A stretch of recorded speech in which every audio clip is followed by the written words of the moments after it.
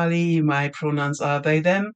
And welcome to my writing blog, where I'm documenting the progress on a first draft from its very beginning to hopefully its very end, and also document what else I'm going to do running an indie imprint while having a 9 to 5. And this installment is going to be a special one because I can finally do a cover reveal.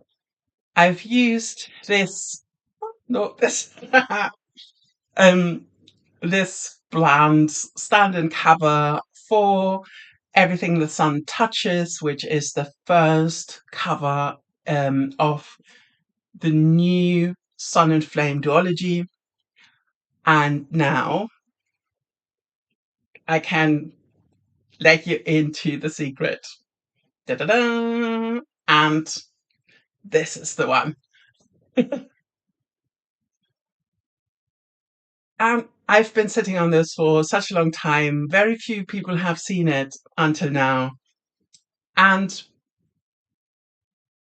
I worked with a really talented artist that I found via Reedsy. And yeah, I just described to her what I wanted to come through on the image. One of the main concerns that I had was that the characters look the same size, and that of the two, Connor, who is the female main character, needs to look really powerful. And also have her hair covered, because that was one of the things that I wanted to include, that in like medieval times, actually you did cover your hair, and like free flowing hair was an absolute no-no. So one of the things in the series is that Connor actually has her hair covered like 99% of the time. And so it was very important to me that she's not portrayed on the cover with sort of free flowing locks or anything. I know free flowing hair is sort of often a shorthand for empowerment, but I wanted her to have a really powerful stance with her hair covered. And the main character, Cecil, is a secretary. And so I wanted him to have a quill, not a sword, a quill. He can fight, he has been trained, and now is sort of come on difficult circumstances. The whole book is a twist on the marriage of convenience trope. So, I mean, that alone is a spoiler. But, and the title that I have for this is Gwen and Art Are Not in Love, which is sort of it connects to the King Arthur myth, but it's not a retelling. And it's basically two people are supposed to get married, but they're actually, she is lesbian, he's gay. And here it's a bit more differentiated, a bit more complex, where certainly people in their lives think they would make a good match, and it sort of would, they would suit each other, but actually it's not about the sort of them falling in love, it's about them falling into friendship. Friendship is the big theme of the novel, of the duology, and how they then arrange their circumstances so everyone's happy, everyone's fulfilled. And it starts off in one of my favorite settings in my Storyverse, a city called Seagard. I've set quite a few projects in there, but at a later stage, and this is very early, sort of medievalish, as you can see from their clothes as well. They're very clearly leaning towards medieval fashions. And sort of, the city setting is something that I really love to read as well, and I wanted to concentrate one book. It's a very sort of the whole book is very concentrated on this setting.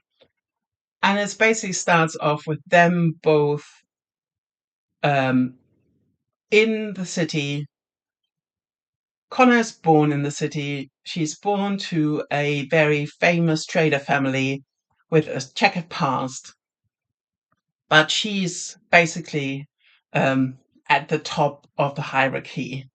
Her father is the um, yeah, like the CEO basically of a trading company, and she's the only daughter of his and is expected to make a really good match. And then Cecil comes from a noble northern family, but his whole life has basically collapsed, and he has been disowned and sent away. And he came south to find his fortune. And because he sort of applied for the job, he got the job as a secretary to her father. And that is how they meet. And because Connor has been in the city for all her life, she has friendships. She knows very well where she stands, or she hates it. And his whole situation is in total flux, and he's very um, unsure about himself because what happened to him. And it's such a joy to see their faces on the cover, because it is a very character driven book. And I wanted these two characters to be the whole sort of the focus of the cover as well. Also, because this book is like more young adult adjacent, and sort of works with the conventions in that genre. And then it also has one of my favorite things. It has a magical animal sidekick that comes in like to half of the book, and how they're dealing with this animal as well. So it's basically creating a family around this animal almost. I mean, it's a dog. And it has been such a joy to write it. And it's been sitting, I've sort of gone through beta reading and everything through copy editing early this year, I think. Yes, early this year.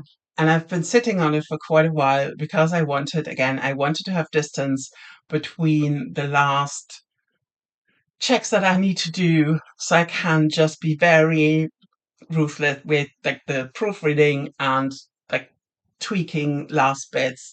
I actually did a pretty sort of major change just recently.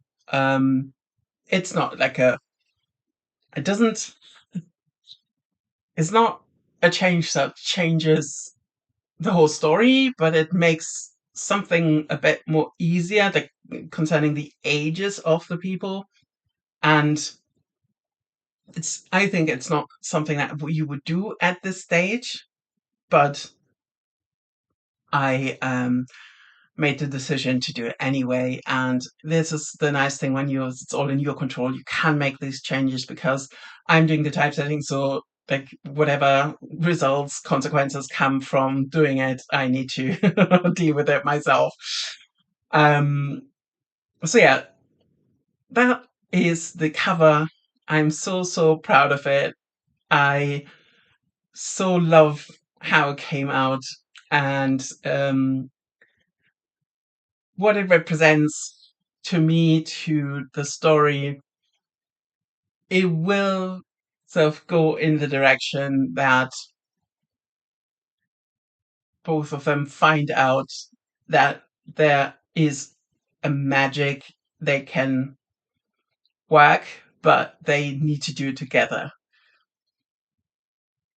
And in the first volume, they don't know each other.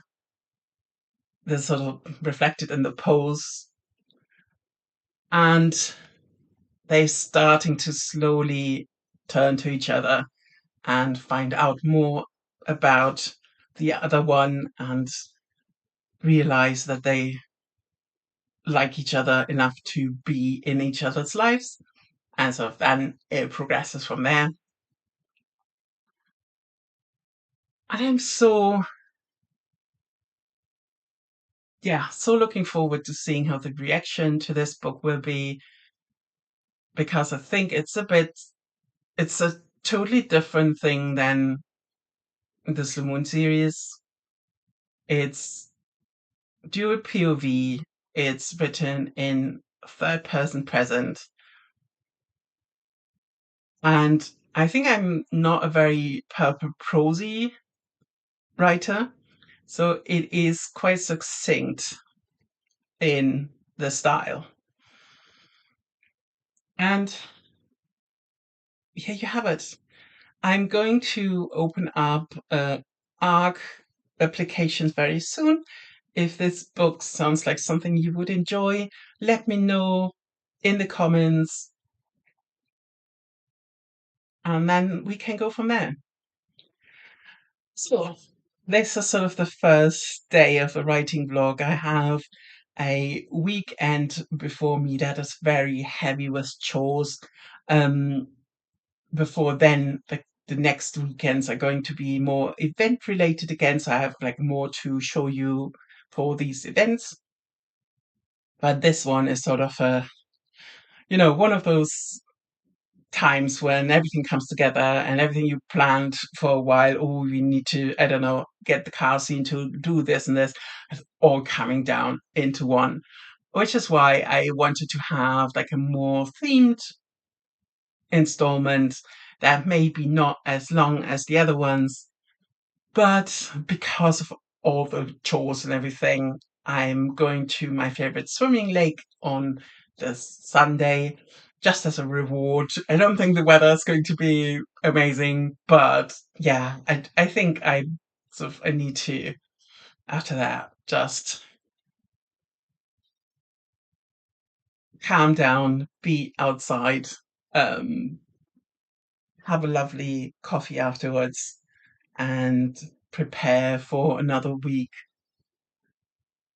So yeah, um, I hope I get some writing done, and then I'm going to check in with you in a little bit.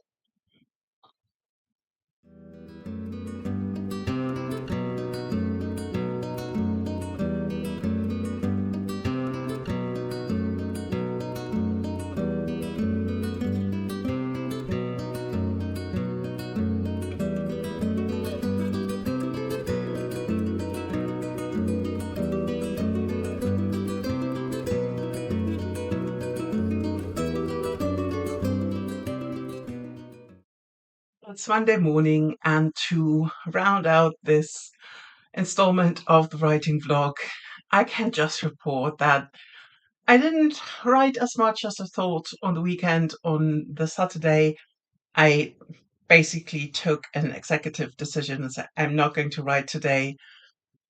Instead, I actually went through the EPUB of everything the sun touches and made sure that the formatting is correct and everything. And while I was doing that, I got sucked into the story again, which I always think is a very good sign, really.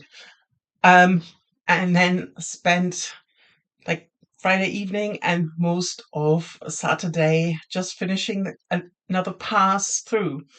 and I have some things to adjust and to make sure everything's ready. And I caught a few um, consistency things as well, which I'm really glad about. And yeah, so I've not really done that what I think I thought I would do, but still quite a for like all the um the waiting that I did this weekend, still quite productive. Yesterday that I went to the lake after the hospital appointment, and that was beautiful. It was sort of overcast but quite mild, and quite a few people there. So yeah, that was really nice. And then I spent the rest of the evening applying the pink stuff and managed to get sort of 5 skeins out of it. The last one. So that's great. So I'll take those with me to the market next weekend. I just need to weigh them and label them up. And yeah, so all in all, a really good result. So thank you so much for following along. If you like my style of vlogging, give me a follow and a thumbs up. And if you subscribe to my newsletter, I will send you the first ebook for the Slow Moon series for free. And I think that's a good point to wrap the whole weekend up. Thank you for watching.